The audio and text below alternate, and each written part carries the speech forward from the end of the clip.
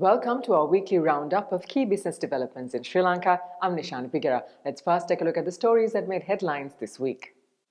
Sri Lanka concludes parliamentary elections. Colombo Bourse has all-time high in sight. Worker remittances cross a $5 billion mark. In our top story this week, on Thursday, Sri Lanka concluded its 17th parliamentary elections. This time, over 8,800 candidates contested for 196 seats, with the remaining coming through the national list. Over 17.1 million voters are eligible to cast their mandate, with Colombo fielding the highest number of voters. According to market sources, President Andukumara Dissanayaka's National People's Power is likely to gain a majority. The new parliament is expected to convene next Thursday. This election is crucial for President Andukumara Dissanayaka, who intends to secure a majority to deliver on the party's manifesto. On a related note, President Andukumara Dissanayaka said that Sri Lanka can complete its debt restructuring process by the end of this year. Last month, Sri Lanka reached agreements restructuring around $17.5 billion in external debt owed to bilateral and commercial creditors. Sri Lanka will likely resume servicing its external debt from 2028 onwards. Further, the new government is also in the process of reviewing all taxes applicable for food items and is expected to make changes to the tax policy following the convening of the new parliament. Under the president's manifesto, promises were made to reduce taxes on food, health and school supplies, providing relief to the public. The all-share price index at the Colombo Stock Exchange crossed the 13,000 mark for the first time since January 2022. The market has gained nearly 2,000 points since the September presidential elections. The current two-year high index is expected to test the all-time peak of 13,590 recorded in January 2022. This week, turnover averaged 3.4 billion rupees, with banking and licensed financial institutions performing well. This is primarily due to the current low interest rate environment, which has driven the private sector credit to 7.8 trillion rupees as of September this year, up 8.9% from a year earlier.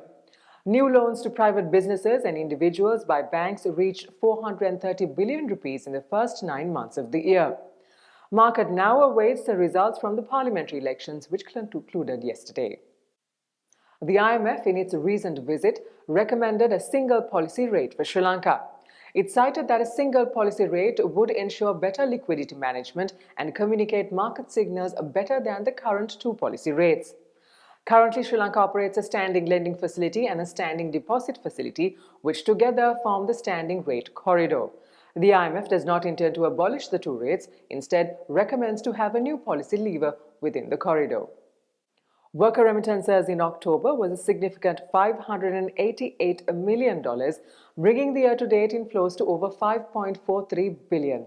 Strong growth in worker remittances is bringing in the much-needed dollar flows to the economy, helping to reduce the balance of payment deficit. Further, in the month, Sri Lanka's foreign reserves also grew to $6.4 billion, crossing the central bank's yearly target of $6 billion. Currently, Sri Lanka's foreign reserves includes a $1.4 billion Chinese swap facility. Sri Lanka's Airport and Aviation Services Private Limited signed a contract with the Japan Airport Consultants and Nippon Koei Co. Limited this month to provide design and post-design consultancy services for the second stage of the $550 million development of the Bandaranaike International Airport, which is to be funded by the Japanese International Corporation. Following the completion, the BIA will be able to handle 15 million passengers. JICA has currently resumed around 11 previously halted projects and will bring in additional $1.1 billion in funding over the next 5 years to complete these projects. In our weekly tourism update, in the first 10 days of November, over 61,000 tourists arrived in the country, bringing the year-to-date total to nearly 1.7 million. Daily arrivals rose significantly to 6,021 in the month from the 4,384 recorded in October. India continues to be the primary source market, followed by Russia and Germany.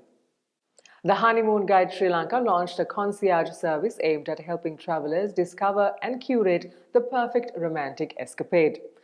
Featuring carefully crafted itineraries, Sri Lanka's best hotels and hundreds of pages of rich content, the platform is slated to become the ultimate planning tool for honeymooners. At the Treasury bill auction held on Wednesday, yields on all maturities fell during the week. Bids amounting to 319 billion rupees were received, of which 147.5 billion were accepted. The Sri Lankan rupee remained stable against the dollar for the fourth consecutive week, with the central bank's indicative mid-spot rate ranging around 292 to 293 rupees. So far this year, the rupee has appreciated over 10% against the dollar, making it one of the best performing emerging market currencies. And with that, we wrap up for this week. Do subscribe to our YouTube channel at the link below for more updates on economic and business developments in Sri Lanka. Until we see you again next week, thank you for watching. Stay safe.